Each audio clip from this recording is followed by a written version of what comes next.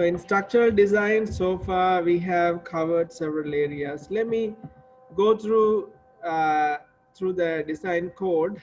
Say, if you look at the design code,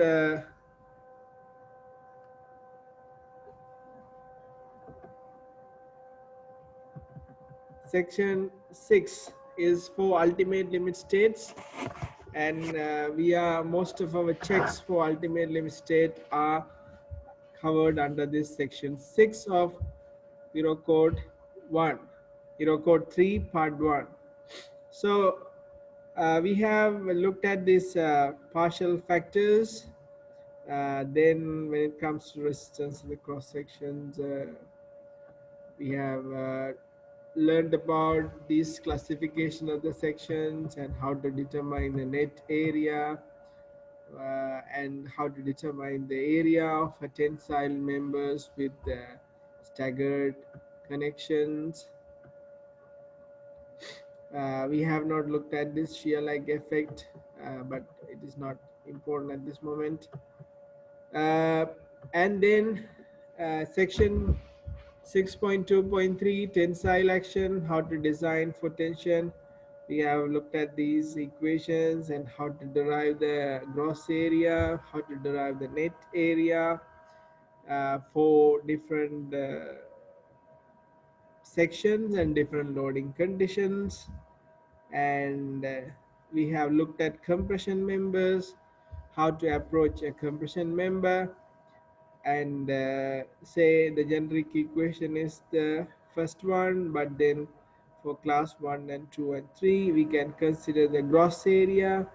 For the class 4 we can consider the effective area. So this is for the compression failure by squashing of the steel, or means the failure of the steel. But there are two more failures that can be discussed under this. One is the local buckling, other one is global buckling. So last Monday, day before yesterday, we looked at how to approach when there is a global buckling.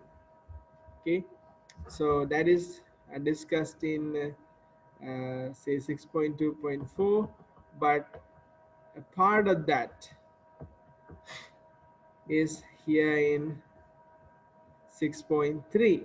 So under 6.3, buckling resistance of members, uniform members in compression. 6.3.1 also part of the compression check, where we estimate the buckling resistance of the cross sections. So the same equation with the added uh, modification of factor Xi.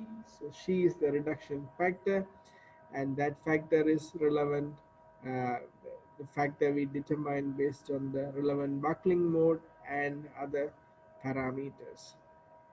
So that is for compression checks. Then we have also looked at bending resistance and checking for bending capacities. So we have seen that if it is class 1 or 2, we can use this equation for bending check. That is WPL is the plastic modulus into Fi over gamma m naught. It is class 3, WEL minimum into Fi or gamma m naught, and class 4 W effective. All the class 4 sections we have effective area, effective section modulus, effective cross sections, because the class 4 sections can fail before it reaches the yield capacity. So because it reaches before it reaches yield capacity, we can what we do is we approach in a way that we reduce the area we to make it effective area, and we reduce the elastic section modulus to obtain the effective section modulus. So that's how we approach when it is class 4. And class 1 and 2 can have plastic capacities. Class 3 can have elastic capacity, and class 4 cannot have even elastic capacity, which is going to fail before it reaches elastic limit. So this is the bending check. So there are different subclauses. We looked at them as well. Then we also looked at the shear check. So when it is a beam, we have to do the bending check and we have to do the shear check. And shear check, we can obtain the plastic shear resistance and the plastic shear resistance from this equation, and effective, shear area can be obtained from these equations depending on the section that we are considering. So once we have this plastic shear resistance, that plastic shear resistance or the shear resistance and the bending resistance together will reduce the bending resistance. So that is uh, the uh, the requirement that we have to check. So but according to the code, now if you look at the shear resistance, if your shear resistance is less than half the plastic, if your shear effect, so if your VED, if your shear force acting on the section is less than half the plastic shear resistance, then you don't need to have a reduction for the moment. So that is covered under uh, moment and shear. So this is a shear check and the torsion check. We did not look at the torsion check. And the next part is bending plus shear. So here it is discussed that you have to, if the where the shear force is less than half the plastic shear resistance, its effect on the moment resistance may be neglected. Otherwise, your yield yield stress will be modified with this equation where the rho is obtained from this equation. So we have to do this reduction to the moment capacity if your shear force is greater than half the plastic shear resistance of the cross section. So then you have to um, uh, reduce the moment capacity. Otherwise, you don't have to reduce the moment capacity. So that is for the bending plus shear, and also we looked at bending plus axial, bending plus axial. So if you have axial force acting on it, how to approach that? Then there is the equation that we can utilize to obtain the reduced moment capacity due to the axial stresses. So then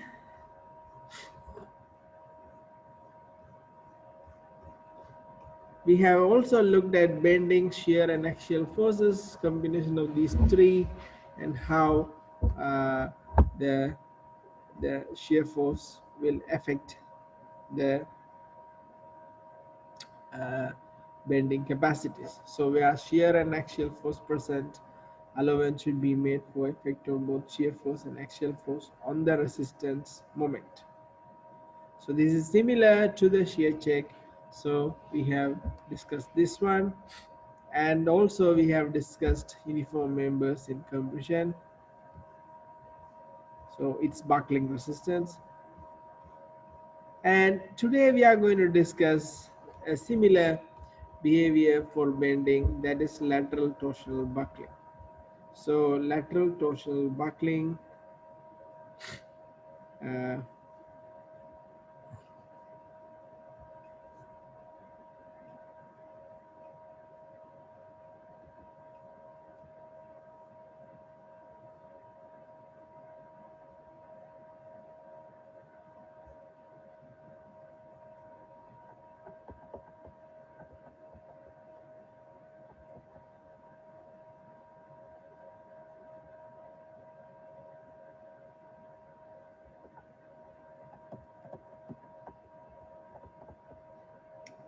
okay, so I think that is, we have to use the code. So if you look at the section 6.3 3.2. Okay, so we consider the lateral torsional buckling.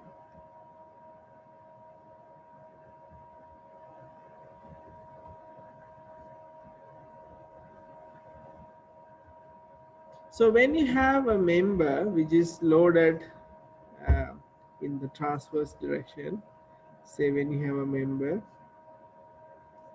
a beam loaded vertically, whatever is due to this loading, and then the it's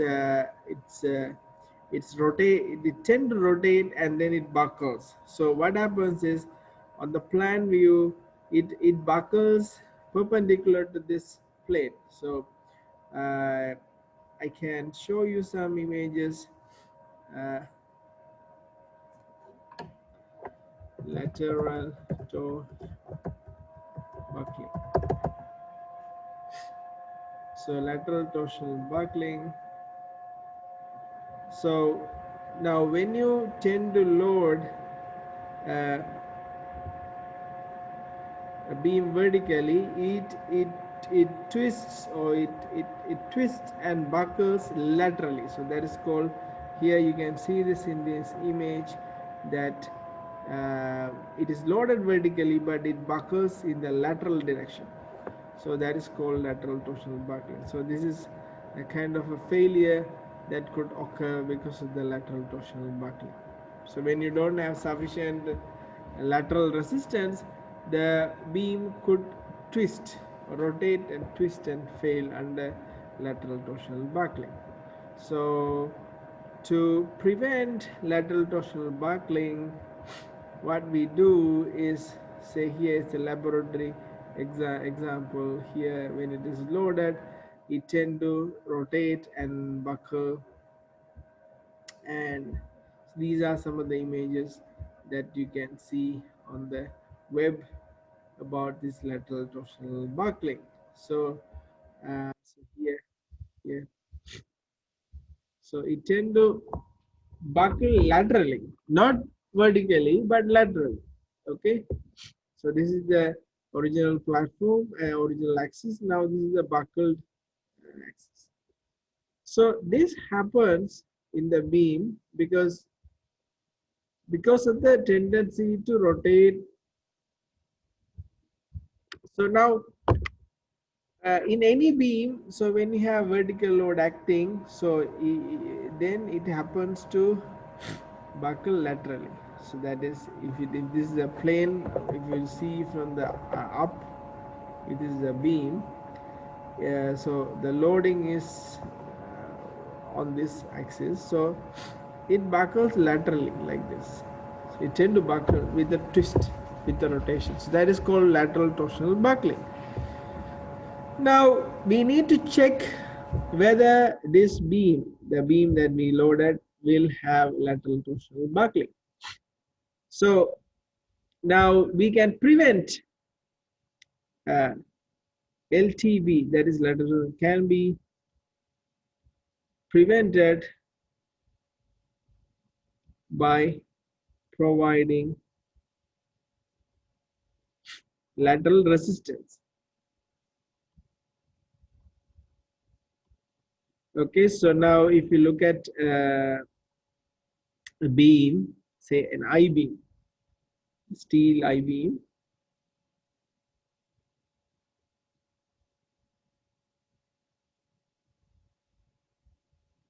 so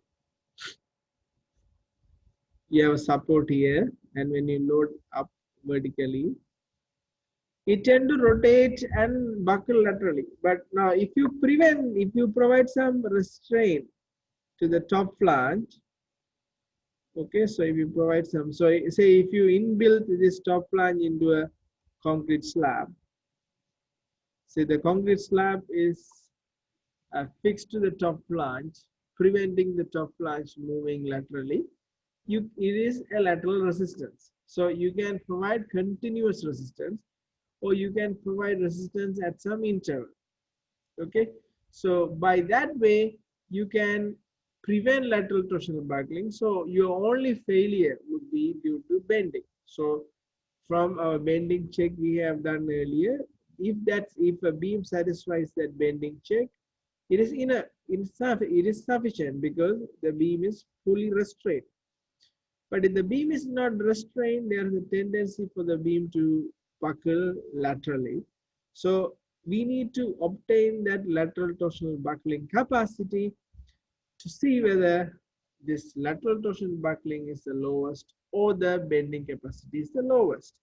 Suppose if the lateral torsional buckling capacity is the lowest, then among the two, then we have to make sure that our design action or the design effect does not exceed the buckling capacity, because if it exceeds, then there's a possibility the beam will fail by lateral torsional buckling.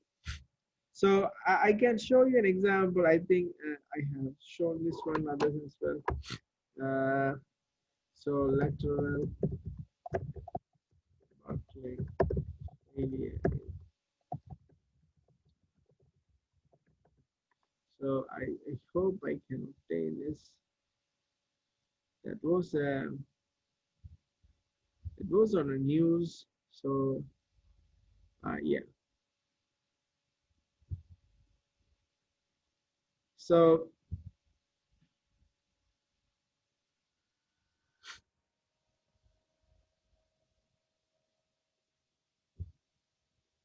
here, look at this one. This is a rail track in Canada, and it failed due to lateral torsional buckling. So this can happen in a structure. Okay, so this is an example for lateral torsional buckling. You can see that there are resistance provided for the top flange to prevent the lateral torsional buckling, but that resistance is not enough. So here it's failed, so it is not enough. So that's why the girders have failed. If they had a stronger resistance, then these girders would not have failed. So that is a problem that someone can encounter when there is a load acting on a beam with the possibility of lateral torsional buckling. So when it comes to lateral torsional buckling, this is our MED design effect. From your bending moment diagrams, you obtain this design effect. And we can remember that normally we check MCRD, say section 6.2.3, 7.5, say MED should be less than MCRD. This is the capacity, okay? Capacity of the section, capacity of the section. But when it comes to buckling, it's the capacity of the elements, so capacity of the beam. So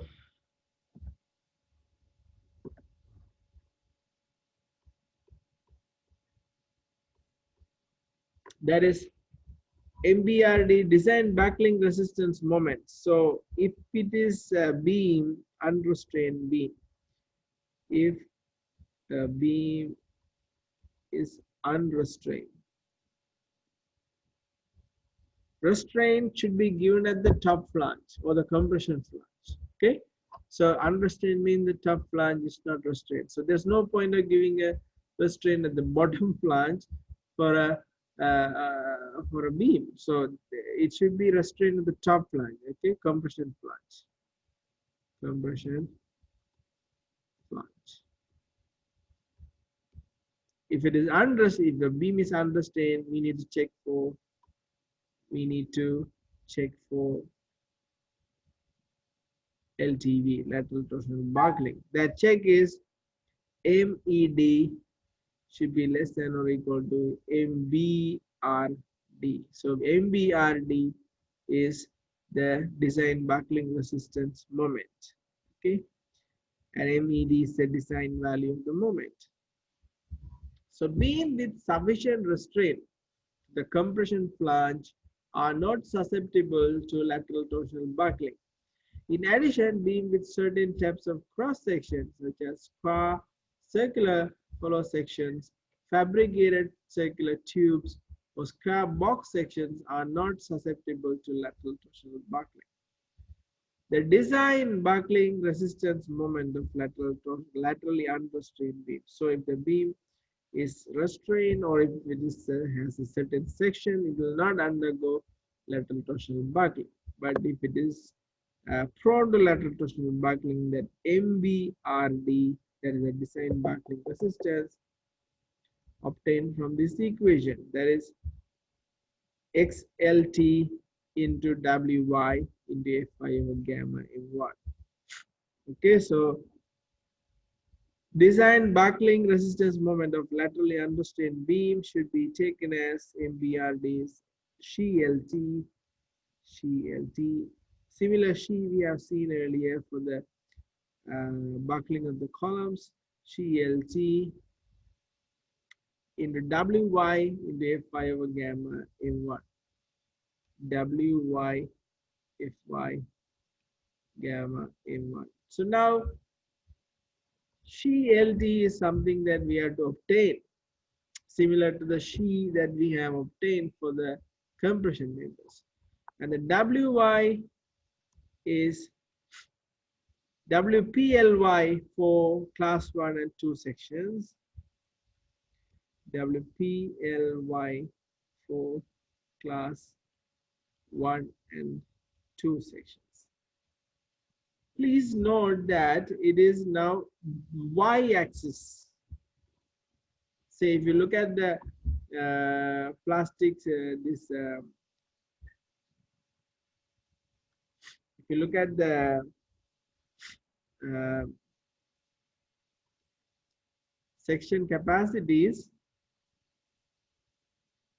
okay, if you look at the section capacities, you need to be very careful in this one. Say now here, if you look at this UKB,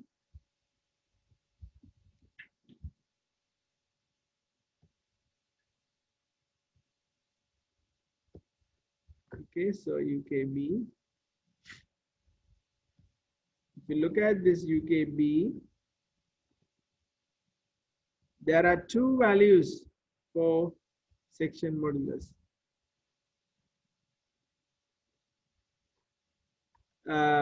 Two values, that is these are capacities. Let me take, okay, so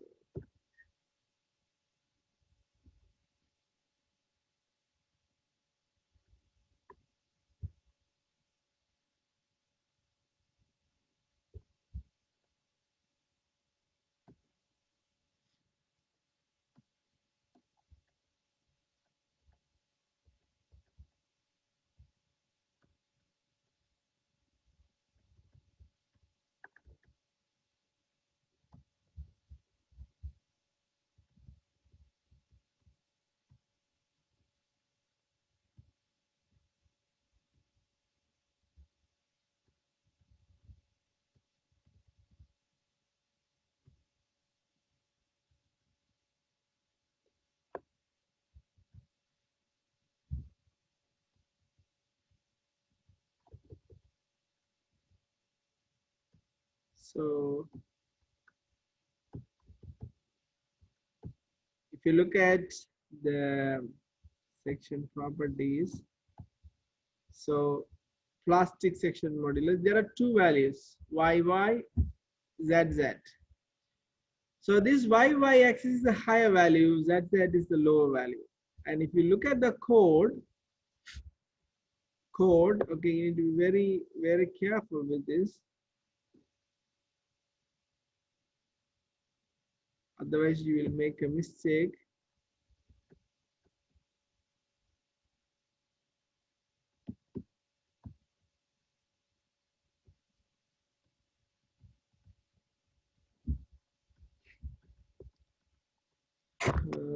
So let's go to this section 5.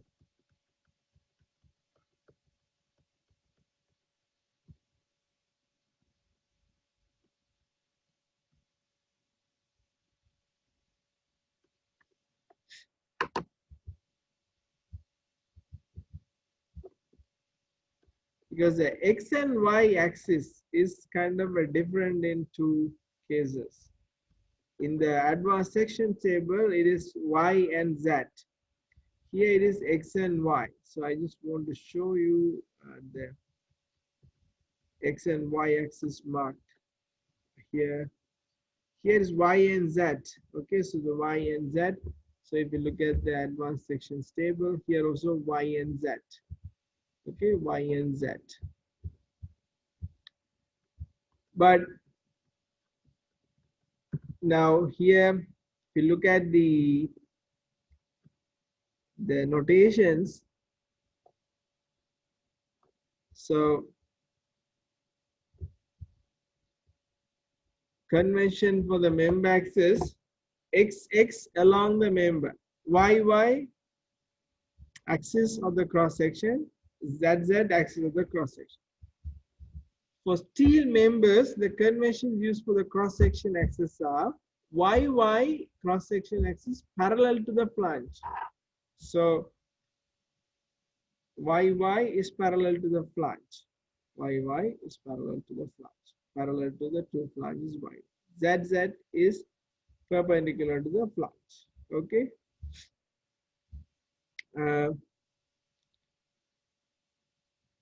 So, and if you look at the notations, say m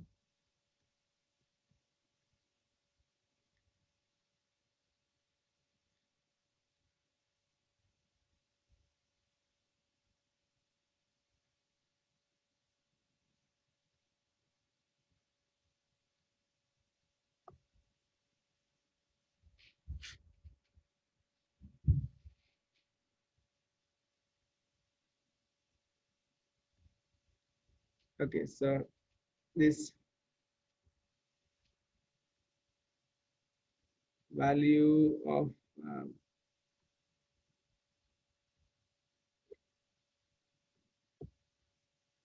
let's go to the text.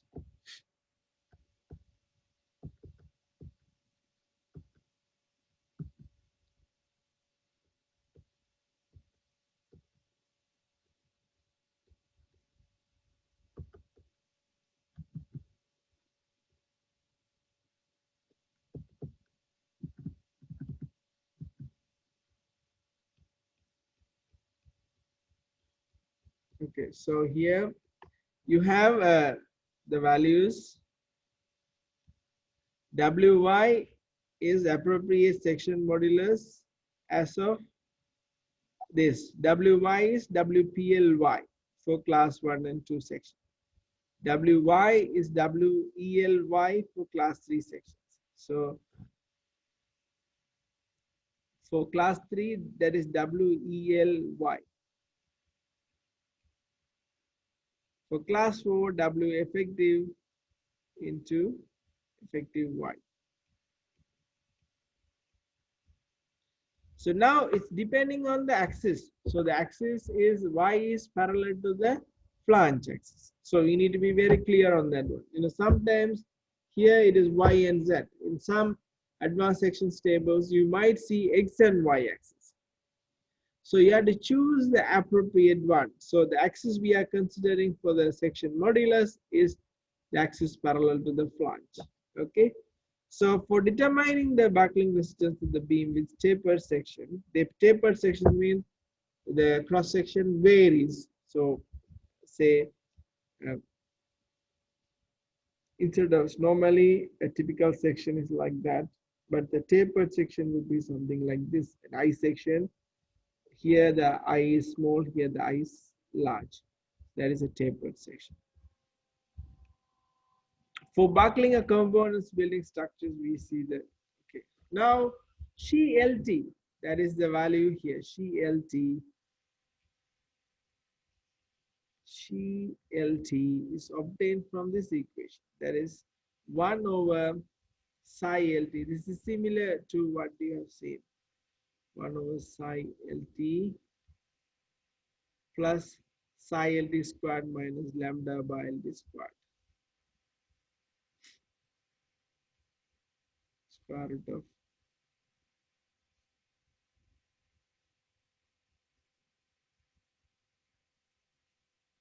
Okay.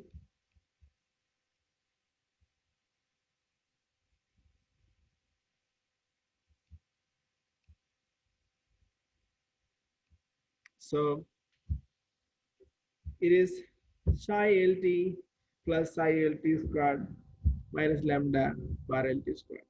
So this is similar to what we have seen earlier also. You can remember that for the we have same thing, psi plus psi squared minus lambda bar squared. Now here it is psi lt plus psi lt lambda lt. Okay. Now here we obtain the lambda using lambda by using a into fi over ncr. Okay, so let me show you the other one. So here the psi lt is obtained from this equation, and the lambda by lt is lambda bar lt is obtained from wy into fi over mcr. Okay.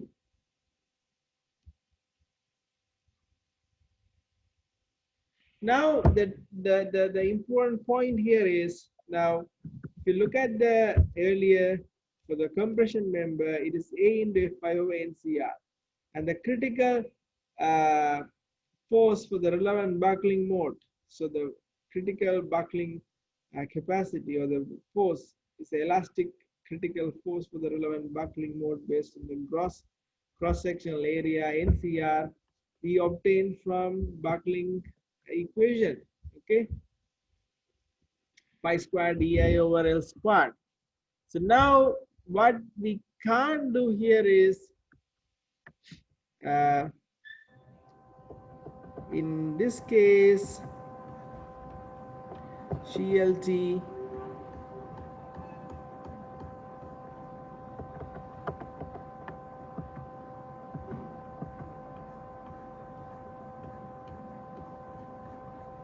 okay, CLT is WY into FI over MCR, and this MCR is it's mentioned nowhere, so you can't find this MCR from the code. MCR cannot be found from the code. NCR also you can't find from the code, but we know from the buckling equation, Euler's equation, we can obtain that buckling capacity, elastic buckling capacity. But now MCR cannot be found from the code, can be obtained from the code. So we need to use this document published by Steel Institute. So here elastic critical moment for lateral torsional buckling is obtained from this equation. This is the equation for elastic critical moment. Here you can see that C1 is there, C2 is there, and ZG, and all these are defined. So E is elastic modulus. You can obtain from this, obtain this from the advanced sections table. You can obtain this from advanced section table. You can obtain the second moment of area about the weak axis, that is the axis perpendicular to the flanges. You can obtain IT, you can obtain IW, you can obtain length between the two supports or two lateral restraint points if you have additional restraint points. KW, K and KW are effective length factors. ZD is the distance between the point of load application and this shear center.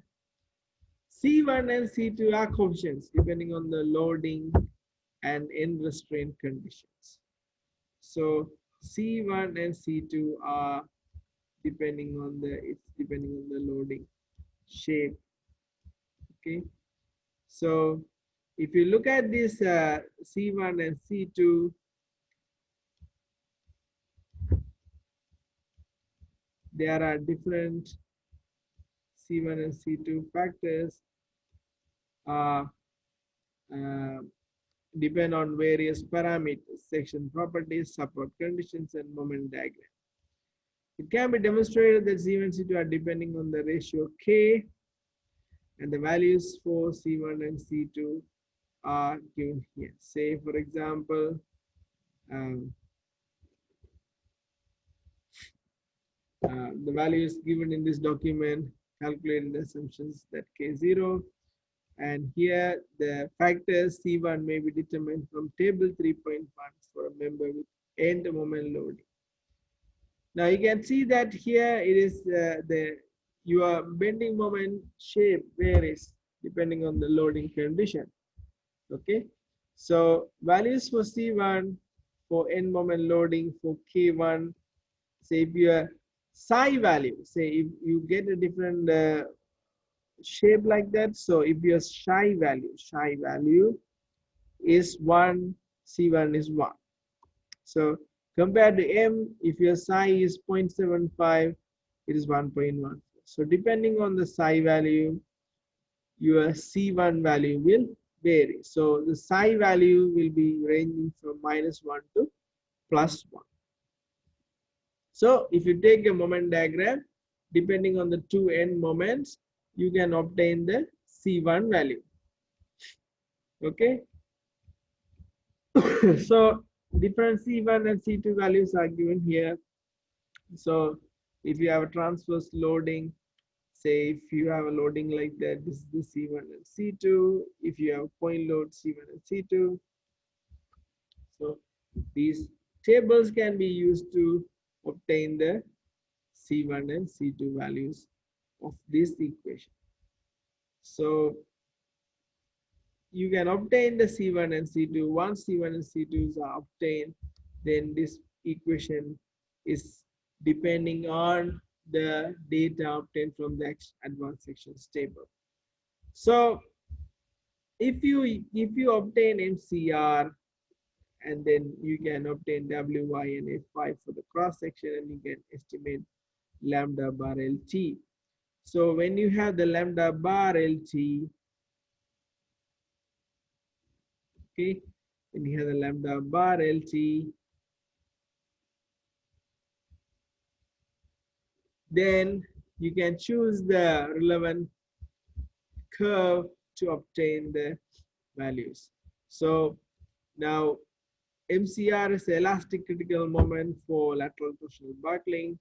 And once you got the MCR, the imperfection factor alpha T you can obtain from this table using the buckling curve.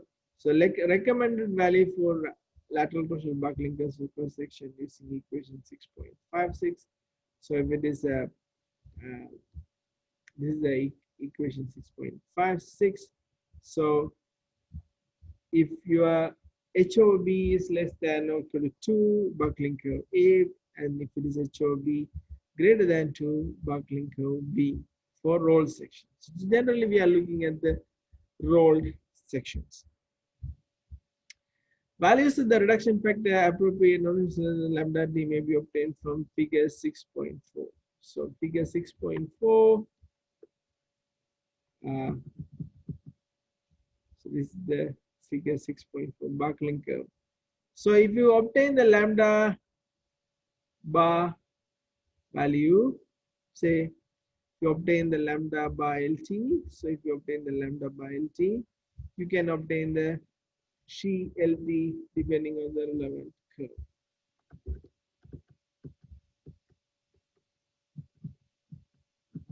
So it is similar to the compression members. Only difference is that we have a different lambda bar LT, and using that lambda bar LT, we can obtain the chi LT, and alpha LT can be obtained from this table. If you want to manually calculate, instead of using the chart, you can use this equation, then obtain psi LT from this equation.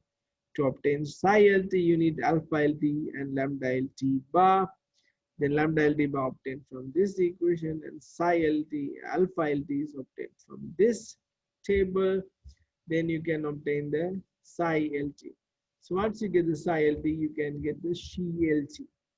So that is how you work out this uh, bending capacity. So when we meet on Monday, we'll go through in detail a problem on lateral torsional buckling, and we'll see how can we approach a beam which is unrestrained in the compression plunge and is prone to lateral torsional buckling. So in the meantime, if you have any questions on the sections we have covered so far, you can send me an email or a message. So we stop this section now, and we will meet again on next Monday. Thank you.